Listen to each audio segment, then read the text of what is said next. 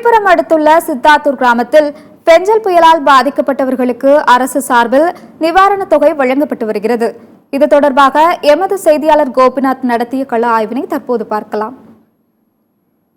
விழுப்புரம் மாவட்டத்தில் பல்வேறு பகுதிகளில் இந்த வெள்ள பாதிப்பு மழை சேதாரங்களில் விவசாய நிலங்களும் வீடுகளும் வெள்ளத்தில் முடிகிறது. இதன் தொடர்பாக தமிழக அரசு உடனடியாக பார்த்திங்கன்னா குடும்ப அட்டைதாரர்களுக்கு 2000 நிவாரண உதவிப் பொருட்களும் வழங்குறதுக்கான நடவடிக்கை மேற்கொண்டு வராங்க.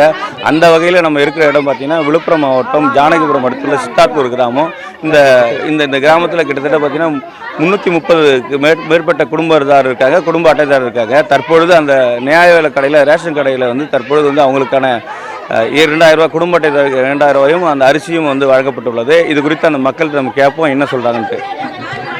சொல்லுங்க ஐயா, எங்கே மலைங்க? நான் சித்தாத்தூர் கிராமங்க.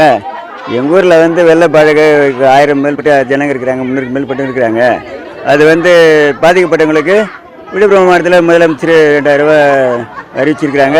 அரிசியெல்லாம் பணம்லாம் அறிவிச்சிருக்காங்க. பரவாயில்ல, கொஞ்சம் திட்டறிது இன்னும் பாதிக்கப்பட்டவங்களுக்கு வழங்கணும்னு கேட்குறேன். எங்களுக்கு உதவி 2000 கொடுத்தாப்புல. மேல் இடத்துல 5 கிலோ அரிசி கொடுத்தாங்க. 300 காருக்கு மேலே இருக்குது. எங்களுக்கு செஞ்ச மாதிரி இருக்கிறவங்களுக்கு எல்லாருக்கும் நேர்ந்து எல்லாருக்கும் செய்யுங்க. எல்லாருக்கும் நிவாரண நிதி 2000 ரூபாய் பணமும் 5 கிலோ அரிசியும் கொடுத்துருக்குறாங்க.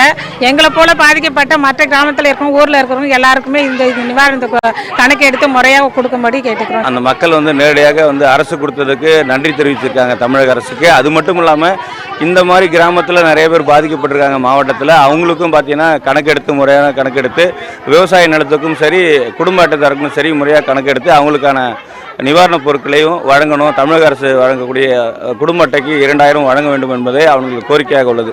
சத்தியம் செயலுக்காக விழுப்புரத்திலிருந்து எஸ். கோபிநாத்.